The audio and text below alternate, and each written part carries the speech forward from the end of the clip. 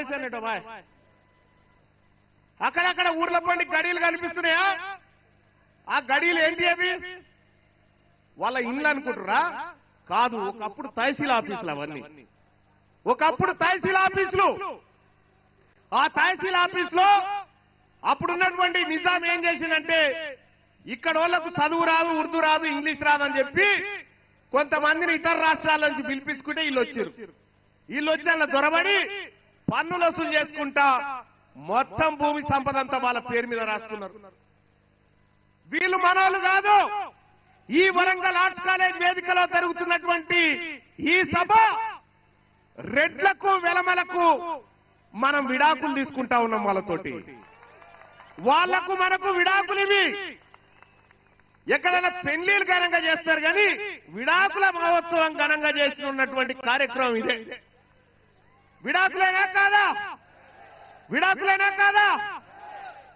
ఇక వద్దా చాలు మీ సోపద్దాలు. 70 ఏళ్లు మీ సోపతి బట్టి తిరిగితే 7 లక్షల కోట్ల అప్పయింది నా ప్రజల మీద.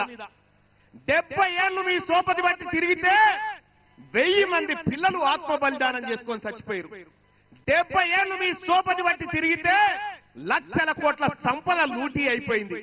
70 ఏళ్ల పాటు మీ సోపతి బట్టి తిరిగితే మీ కాంట్రాక్టర్ల బొక్కసాలు నిండినాయి తప్ప మా బీసీల డొక్కలు నింపలేకపోయినారు. ఇక మీతోటి మాకేందయా? వద్దు.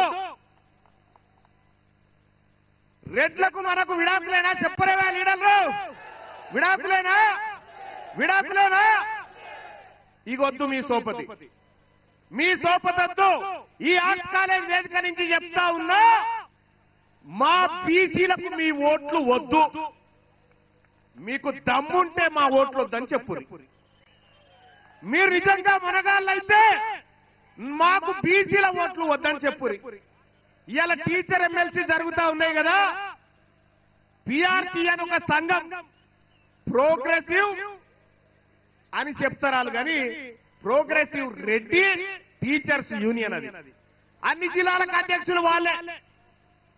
మొన్న శ్రీపాల్ రెడ్డి అంటేనే నా ఆఫీస్ కాడికి వచ్చి, మల్లన్న నువ్వు మద్దతు చేయాలంటే లేచి నిలబెట్టి నిన్ను సిత్తు కూడా కొడుతున్నా బిడ్డ, నువ్వు రెడ్డి అని చెప్పిన. ఇవాళ ఇదే టీచర్ ఎమ్మెల్సీ ఎన్నికల్లో ఇది ఓట్ ట్రాన్స్ఫర్ సిస్టమ్. ఒక్క ఓటు నలుగురు కూడా వేయచ్చు.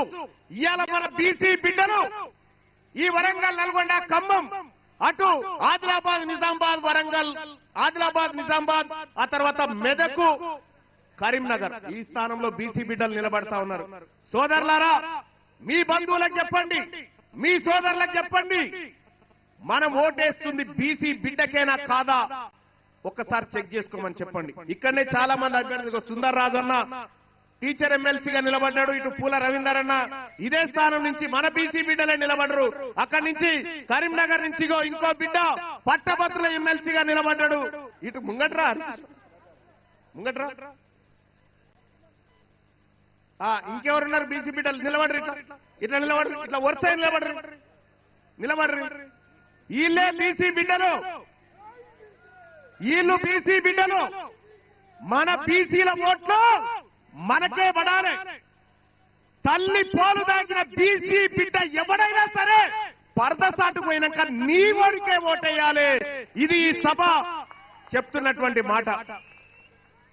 మరి ఇద్దరిద్దరు నిలబడితే ఎట్లా మల్లన్న అంటే, మీకో విషయం చెప్తా ఉన్న సోదరులారా, పూల రవీందర్ గారికి ఫస్ట్ ప్రియారిటీ ఉంటే వీళ్ళ మనసులంతా సెకండ్ ప్రియారిటీ ఇక్కడ వేయాలి, ఇక్కడ ఫస్ట్ ఉంటే సెకండ్ ప్రియారిటీ ఇక్కడ వేయాలి.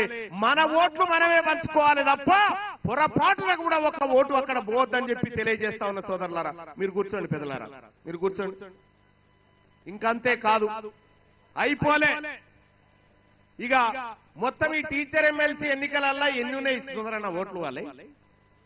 వాళ్ళే 2027 ఓట్లేమో రెడ్డిలే,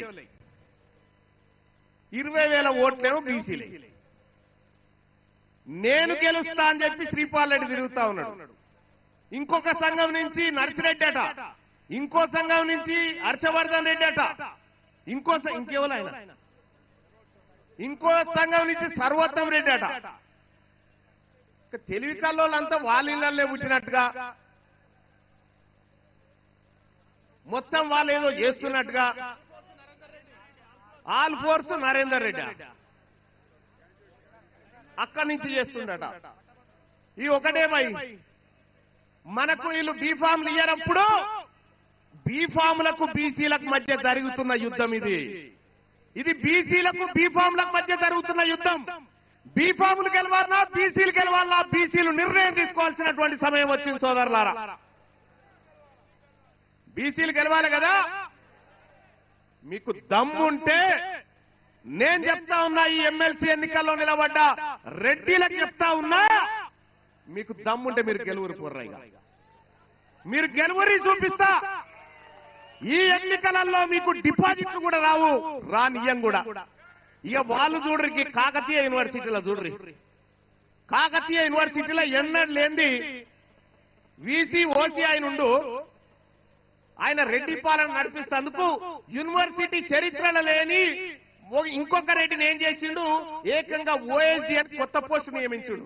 ఓఎస్డీ అని ఎక్కడి మీరు, ఎక్కడి కథ, ఏ ఊరు మీది, ఏ ఊరికెళ్ళి వచ్చారు? తెలంగాణ రాష్ట్రాన్ని మీ తాత జాగిరి అనుకుంటారు. కాదరా బాబు, మేము కౌలుకిచ్చినాం, మీకు మేము కౌలుకిచ్చినాం, మేము